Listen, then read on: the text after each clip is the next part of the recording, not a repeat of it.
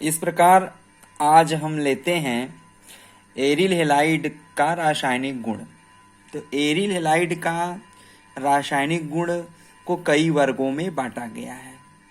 जैसे aryl halide का रासायनिक गुण कई भागों में बांटा गया है, उसमें से ए पार्ट है, ए है हमारा CX, कार्बन और हैलोजन। जो एरिल हैलाइड में जो C और X के बीच में बंध है, उस बंध में नाभिक स्नेही प्रतिस्थापन अवक्रिया पाई जाती है, इसलिए पहला पार्ट लिया गया है CX बंध की नाभिक स्नेही प्रतिस्थापन अवक्रिया। दूसरा पार्ट मैंने लिया है बेंजीन नाभिक की अवक्रियाएं। तो बेंजीन नाभिक, एरिल हैलाइड में जो बेंजीन नाभिक होता है, तो बेंजीन नाभिक के अंतर्गत इलेक्ट्रॉन स्नेही प्रतिस्थापन अवक्रिया पाई जाती है, जो पीछे मैंने आपको CX बंध की क्रियाशीलता में समझाया था। तो वहीं से हमारा ये हो गया। दूसरा पार्ट हम बना लेते हैं बेंजीन नाभिक की अवक्रियाएं, जिसमें है इलेक्ट्रॉन स्नेही प्रतिस्थापन अवक्रियाएं। और C पार्ट में हम लेते हैं अन्य अवक्रियाएं। C पार्ट में हम क्या लेते हैं? अन्य अवक्रिया लेते हैं। अब हमारा पहला पार्ट, अब हम बारी बारी से एक एक करके इसको आपको समझाएंगे। तो हमारा पहला पार्ट है, पहला A पार्ट है CX बंध की नाभिक स्नेही प्रतिस्थापन अवक्रियाएं। CX बंध की नाभिक स्नेही प्रतिस्थापन अवक्रियाएं। तो जैसा कि मैंने आपको पिछले वीडियो में समझाया था कि एरिल हैलाइड में नाभिक स्नेही प्रतिस्थापन अवक्रिया नहीं होती है, बल्कि पार्श्व श्रृंखला प्रतिस्थापी हैलाइडों में नाभिक स्नेही प्रतिस्थापन अवक्रिया आसानी से होती है। तो अगर हमारे पास पार्श्व श्रृंखला प्रतिस्थापी एरिल हैलाइड नहीं है, हमारे पास सीधे रिंग से जुड़ा हुआ हैलोजन समूह जो है रिंग से सीधे जुड़ा हुआ है, उस प्रकार का एरिल हैलाइड है, तो उसमें नाभिक स्नेही प्रतिस्थापन अवक्रिया नहीं होती है। तो यहाँ पर लेकिन आपको ए पार्ट में दिखाया गया है कि CX बंध में नाभिक स्नेही प्रतिस्थापन अवक्रियाएं, तो नाभिक स्नेही प्रतिस्थापन अवक्रियाएं तो नहीं होती हैं, बहुत ही कठिनाई से होती हैं, बहुत ही कठिनाई से होती हैं। मतलब कहने का विशेष परिस्थितियों में कठिनाई से नाभिक स्नेही प्रतिस्थापन अवक्रियाएं थोड़ी बहुत मात्रा में होती हैं, ज्यादा नहीं होती हैं। तो हमारा पहला हम ले रहे हैं यहाँ पर नाभिक स्नेही प्रतिस्थापन अवक्रिया CX बंध में, CX बंध की नाभिक स्नेही प्रतिस्थापन अवक्रिया के अंतर्गत पहला हम ले रहे हैं हाइड्रोक्सिल OH समूह द्वारा प्रतिस्थापन, जिसे हम कहते हैं डाउ अवक्रिया। कौन अवक्रिया? डाउ अवक्रिया। तो डाउ नामक वैज्ञानिक ने इसको दिया है, ये डाउ अवक्रिया के नाम से जाना जाता है। तो डाउ अवक्रिया किसे कहते हैं? डाउ अवक्रिया किसे कहते हैं? यह एक विशेष परिस्थितियों में होता है। तो यहाँ देखिए विशेष परिस्थिति मैंने आपको लिखा है। उच्च दाब क्या है? उच्च दाब लगभग 200 से 300 वायुमंडल व उच्च ताप लगभग 300 से 350 डिग्री सेल्सियस पर, माने विशेष परिस्थिति क्या है? उच्च दाब है और उच्च ताप है, विशेष परिस्थिति है। तो विशेष परिस्थिति पर हैलोएरीन को जलीय NaOH के विलयन के साथ, जलीय NaOH विलयन के साथ गर्म करने पर, क्या करने पर? गर्म करने पर पहले सोडियम फिनॉक्साइड बनता है। पहले क्या बनता है? पहले सोडियम फिनॉक्साइड बनता है, जो तनु अम्ल द्वारा ऑक्सीकृत होकर फिनाल बनाता है। इस अवक्रिया को, जो मैंने ये कंडीशन बताया कि उच्च दाब लगभग 200 से 300 वायुमंडल दाब, उच्च ताप लगभग 300 से 350 डिग्री सेल्सियस ताप पर, इन परिस्थितियों में हेलो एरीन को जली NaOH, जली क्षार NaOH या जली क्षार KOH की उपस्थिति में, तो हम जली क्षार यहाँ NaOH ले रहे हैं, जली क्षार NaOH के विलयन के साथ जब हम गर्म करते हैं तो पहले हमारा सोडियम फिनाक्साइड बनता है, जो तनु अम्ल द्वारा ऑक्सीकृत होकर फिनाल बनाता है।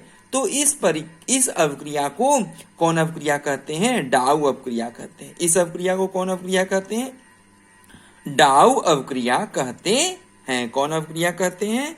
इस अवक्रिया को डाउ अवक्रिया कहते हैं। जैसे देखिए नीचे रासायनिक अवक्रिया मैंने लिखा है, देखिए हमारा एरिल हैलाइड के अंतर्गत ये क्या है? एरिल हैलाइड के अंतर्गत ये हमारा है, एरिल हैलाइड के अंतर्गत ये हमारा है क्लोरोबेंजीन। क्या है ये? क्लोरो BENZENE, ये है हमारा एरिल हैलाइड के अंतर्गत क्लोरोबेंजीन है। क्या है? क्लोरोबेंजीन यहाँ मैंने ले लिया। अब यहाँ दो अणु NaOH जली क्षार, दो अणु NaOH जली क्षार लिया गया, तो क्लोरोबेंजीन की क्रिया जली NaOH क्षार से करा रहे हैं दो अणु लेकर के। विशेष परिस्थिति में, कौन सी परिस्थिति है? 200 वायुमंडल दाब, 200 वायुमंडल क्या है? 200 वायुमंडल दाब और 300 से 350 डिग्री सेल्सियस ताप। इस विशेष परिस्थितियों में जब इसे गर्म किया जा रहा है तो पहले हमारा क्या बनता है? पहले हमारा बनता है सोडियम फिनाक्साइड। पहले हमारा क्या बनता है? सोडियम फिनाक्साइड बनता है। क्या बनता है? Sodium phenoxide. इसका सूत्र होगा, इस रिंग को हम क्या बोलेंगे? इस रिंग को हम बोलेंगे C6H5। इस रिंग को हम क्या बोलते हैं? C6H5ONA। तो इसका सूत्र क्या हो जाएगा? अणुसूत्र क्या हो जाएगा? C6H5ONA, जिसका चित्र से यहाँ पर ब्यौरा दिखाया गया है। अब इसके बाद सोडियम फिनाक्साइड बनेगा, साथ में NaCl बन जाएगा और जल बन जाएगा। फिर जो ये सोडियम फिनाक्साइड बना है, ये जो सोडियम फिनाक्साइड बना है, इसे हम तनु HCl अम्ल द्वारा ऑक्सीकृत करते हैं, तो हमारा क्या बन जाता है? फिनॉल बन जाता है। क्या बन जाता है? फिनॉल बन जाता है और NaCl सोडियम क्लोराइड बाहर निकल जाता है। तो ये हमारा हुआ पहला पार्ट में CX बंध की नाभिक स्नेही प्रतिस्थापन अवक्रिया के अंतर्गत पहला हेडिंग हाइड्रोक्सिल समूह द्वारा प्रतिस्थापन, जिसको हम डाउ अवक्रिया के नाम से जानते हैं। तो डाउ अवक्रिया किसे कहते हैं ये मैंने आपको बता दिया। उच्च दाब लगभग 200 से 300 वायुमंडल दाब व उच्च ताप लगभग 300 से 350 डिग्री सेल्सियस ताप पर हेलो एरीन को जली NaOH के विलयन के साथ गर्म करने पर पहले सोडियम फिनाक्साइड बनता है, जो तनु अम्ल द्वारा ऑक्सीकृत होकर फिनाल बनाता है। इस अवक्रिया को डाउ अवक्रिया कहते हैं। तो डाउ अवक्रिया का एक उदाहरण लिया गया, क्लोरोबेंजीन को 2NaOH के साथ अवक्रिया कराया गया। इतने कंडीशन पर 200 वायुमंडल दाब 300 से 350 डिग्री सेल्सियस ताप पर गर्म किया गया, तो हमारा बना सोडियम फिनाक्साइड, साथ में सह उत्पाद के रूप में NaCl और जल बाहर हो गया। फिर सोडियम फिनाक्साइड जो बना उत्पाद, उसका हमने तनु HCl द्वारा जब ऑक्सीकृत किया तो हमारा बन गया फिनॉल बन गया और NaCl हमारा बाहर हो गया।